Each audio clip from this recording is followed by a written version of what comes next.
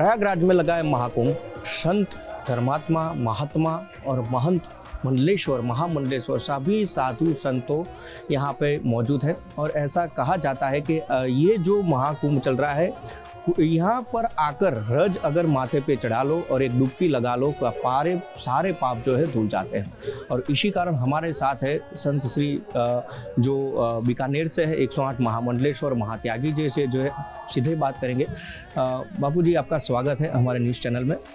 महत्व बहुत ही बड़ा महाकुंभ का। मेरा प्रश्न ये है कि जो लोग आते हैं वो तो अपना पाप धुल के मतलब सौभाग्यवती हो जाते हैं, लेकिन जो नहीं आ पा रहे उनका भी ये मन होता है कि हम महाकुंभ में जाए।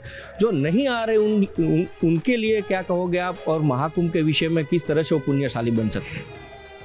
ये महाकुंभ दिव्य और महाकुंभ है, संस्कृति और संस्कारों का ये महाकुंभ है, धर्म गुरुओं का महाकुंभ है और संसार के, भारत के नहीं पूरे विश्व के हिंदुओं के यह मेला ऐतिहासिक है और आशीर्वाददायक है।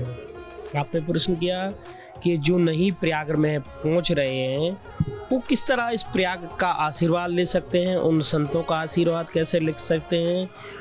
इस तरह ले सकते हैं, जो आने वाले आपके परिवार के आ रहे हैं, मित्र आ रहे हैं, दोस्त आ रहे हैं, कोई भी आ रहे हैं, उनका उत्साह बढ़ाने के लिए आपको आशीर्वाद मिल जाएगा।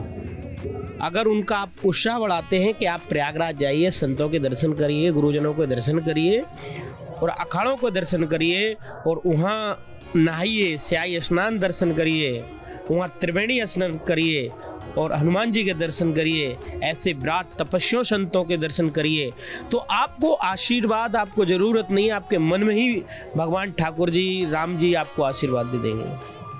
साथ ही में सनातन धर्म की जहाँ को बात है, सबसे बड़ा पर्व अगर दिवाली से भी बड़ा कहा जाए तो ये महाकुंभ अपना जो चल रहा है, तो ये पर्व में हर कोई आ रहा है, जा रहा है, साधु संतों के जो आशीर्वाद ले रहा है। कितना गौरवशाली एक सनातनी के लिए और एक हिंदू के लिए, इससे बड़ा गौरव कोई नहीं है, ना आ सकता भूतो न वशो, ऐसा गौरव है हमारे लिए, हम संतों के लिए भी और हमारे जितने भी शिष्य है गए और समस्त हिंदू गणों के लिए भी, यह इससे बड़ा गौरव कोई नहीं हो सकते हैं। 144 साल वर्ष बाद यह ऐतिहासिक महाकुंभ पड़ा।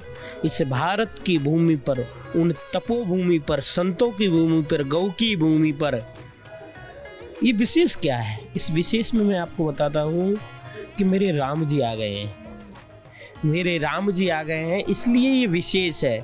हमने 19 में जो महाकुंभ किया था उसमें मेरे राम जी पिन्नी में थे, मगर मेरे राम जी अब अपने महलों में आ गए हैं। दिव्य और भव्य उनकी प्रतिदिन पूजा हो रही है और हम सब लोग 22 जनवरी को पिछले साल आनंद से ठाकुर जी को विराजमान किए।